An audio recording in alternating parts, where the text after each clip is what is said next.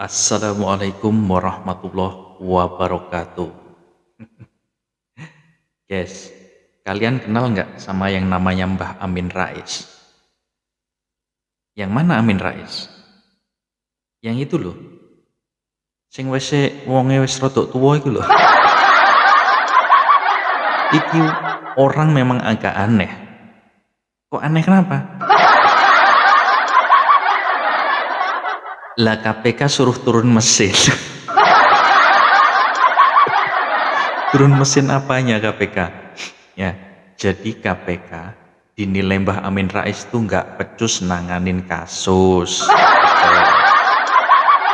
Kasusnya siapa? Kasusnya Hasto? Kasusnya Deddy Sitorus? Kasusnya iki yang ngelapin timah itu? Bukan. Lah kasus apa toh? Kok semua bukan kan lagi trending sekarang kasusnya si Hasto sama kasusnya si Deddy Sitorus, terus kasus timah itu beda. Pokoknya si Mbah Amin Rais ini orang paling beda, wes toh, Mbah paling beda di Indonesia. Lah kenapa? Siapa yang korupsi di negeri ini? Yang salah Mulyono. Siapa toh iku Mulyono? Mulyono ya Pak Jokowi toh. Monggo wis tuwa nggak insaf ya, selalu aja Jokowi yang salah, nggak ngerti apa-apa Jokowi salah. Jadi gini ya, KPK itu harus turun mesin karena nggak bisa nangani kasusnya Jokowi.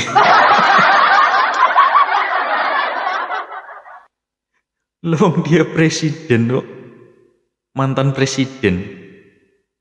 Kasus apa toh mbah? Sampai ini dari zamannya Pak Jokowi memimpin 2014 sampai 2024, sampai itu selalu membuat statement pembenci Jokowi. Seakan-akan Jokowi nggak bisa mimpin negeri ini gitu toh. Mbah Amin, Jokowi dipilih rakyat, jadi presiden itu dipilih rakyat. Lah sampean nyalonkan berkali-kali, nggak dipilih juga sama rakyat. Gitu kok ngalahkan Mulyono. Lah Mulyono ini dicintai rakyat sebagian besar mayoritas Indonesia. Ya jangan disama-samakan sampean toh mbah. Ya ora masuk. Ibarat senior ya sampean senior secara umur. Secara berpolitik Prabowo pun belajar sama Jokowi. Yang sampean bilang Mulyono itu loh, ya ngono loh. Mbah. Ya, coba kita dengarkan ya statementnya Mbah Amin Rais yang katanya KPK harus turun mesin. Lagi KPK ini motor apa mobil mbah kok kon turun mesin barang? Ya wis kita dengarkan statementnya Mbah Amin berikut ini ya. Bareng-bareng loh ya, ikutin sampai selesai loh. Oh nanti dikiranya saya ternak Jokowi. Dikiranya saya jelek-jelek Mbah Amin Rais. Nah pencen nyatanya gitu ya. Yuk kita lihat bareng-bareng.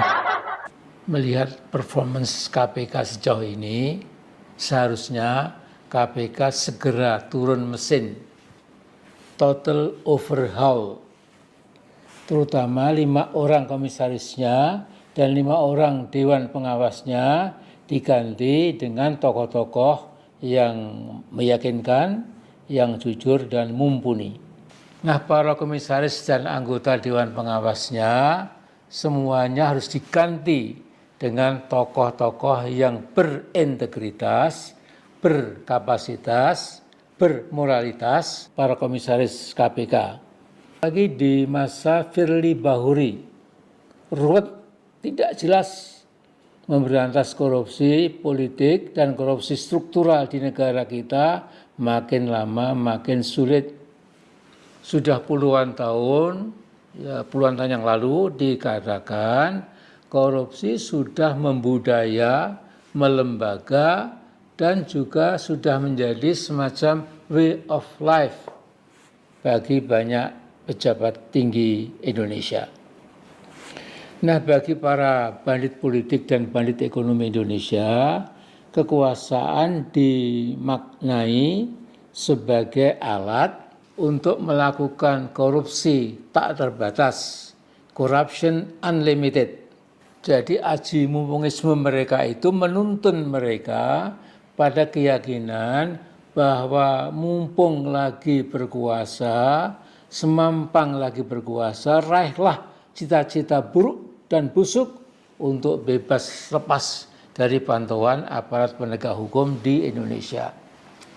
Nah, sebagian melarikan kekayaan mereka ke Panama dan Pandora tanpa hati nurani, tanpa malu sama sekali. Maka muncullah nama-nama manusia bandit di Pandora Papers dan Panama Papers.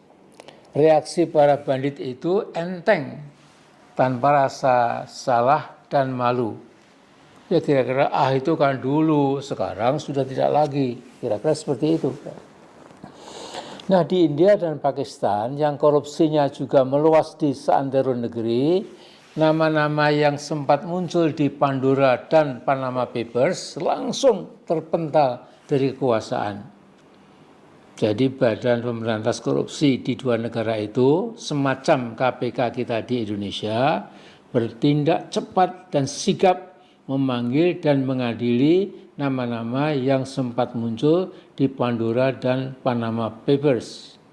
Nah, kalau kita lain, kita punya aparat penegak hukum dan keadilan seperti Kejagung, KPK, dan kepolisian justru bersikap aneh dan ajaib. Kita kaget ketika OCCRP, Organized Crime and Corruption Reporting Project, yang diterbitkan oleh para jurnalis investigatif dunia yang berpusat di Amsterdam, Belanda, ya, telah menominasikan 5 pemimpin terkorup dunia. Mulyono dinobatkan sebagai yang terburuk nomor 3. Nah, aparat-aparat penegak hukum Indonesia malah mencoba mementahkan temuan OCCRP itu. Jadi oknum-oknum KPK segera bersuara, mana buktinya? Seperti dapat dukungan, Mulyono juga membantah, itu framing jahat, itu fitnah, kapan saya korupsi, di mana saya korupsi, dan seterusnya. Mas Mulyono menegasi seluruh temuan OCCRP itu. Saudaraku, Mas Mulyono pura-pura lupa bahwa 10 tahun berkuasa telah dia gunakan untuk melakukan kejahatan sistematik, menghancurkan demokrasi, melakukan korupsi politik, sekali lagi unlimited, tanpa batas. Nah, karena itu masa depan Indonesia di bawah Presiden Prabowo bisa tidak menentu bila unsur-unsur destruktif yang membela Mulyono dibiarkan bergentayangan di seantero negeri, mencoba menggagalkan langkah-langkah Prabowo untuk memperbaiki masa depan Indonesia. Saya yakin 2 program Mulyono yang paling berbahaya ada 2. Pertama, terus menggoyahkan stabilitas politik lewat Partai Coklat supaya image Prabowo makin kedodoran di mata rakyat. Kedua, Gibran Fuhufafa terus beroperasi di akar rumput, di desa-desa dan di kota-kota, terus meningkatkan popularitasnya bahwa si Fuhufafa ini pantas jadi presiden.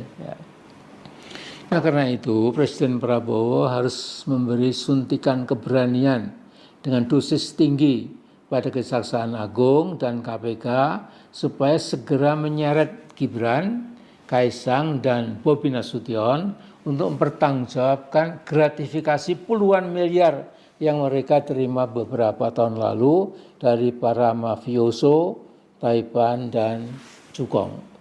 Nah, bila anak-anak Jokowi dan sang menantu sudah dibawa ke pengadilan, tidak bisa tidak mereka pasti nyakot atau menggigit Mulyono, bapak mereka.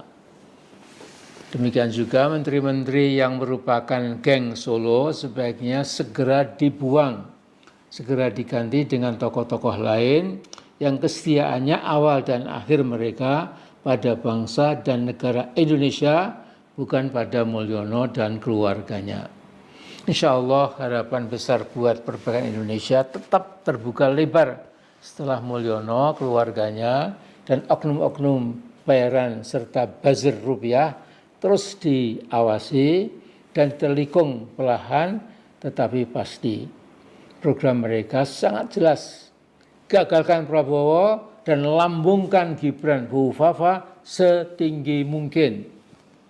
Akan tetapi saya yakin, hakul yakin, Mulyono sedang mengalami proses tenggelam ke rawa-rawa sejarah modern Indonesia abad 21. Data-data dan gratifikasi Mulyono sekeluarga saya yakin dimiliki oleh Mas Ubedillah Badrun, Refli Harun, Zainal Mukhtar dari UGM, Boyamin Saiman, koordinator MAGI, dan lain-lain. Tokoh-tokoh ini adalah the cream of the nation. Mereka sebagian dari putra-putra terbaik bangsa. Karena itu mereka perlu dilibatkan untuk menguliti Mulyono. Jadi segeralah think big, start small, act now. Mulyono kita push terus agar segera tenggelam dan tidak akan muncul lagi. Insya Allah, wallahu a'lam bishawab. Assalamualaikum. Lah, iku mau statement menembah Amin Rais yang katanya KPK iki harusnya turun mesin.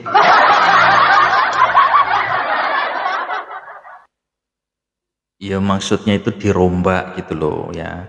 Dirombak secara susunannya dari ketuanya, juru bicaranya, pokoknya yang ada di KPK itu sama Mbah Amin Rais suruh diganti.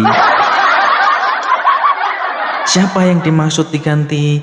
Ketua KPK beserta jajarannya. Nah, diganti sama siapa toh Mbah Amin? Ya paling ya kalau Mbah Amin ini mending ketua KP-nya si Hasto aja. Hasto kan lagi kasus suruh jadi ketua KPK sama Mbah Amin. Mbah Amin nih ya, yang saya agak ini juga, Mbah Amin ini kan terlibat kasus pelengseran Gus Dur ya. Iya kan? Bener gak ya? Bener dong. Yang mana dengan dilengserkan Gus Dur, Megawati naiklah menjadi presiden, dilantik jadi presiden karena menggantikan Gus Dur. Megawati jadi presiden pun bukan pilihan rakyat.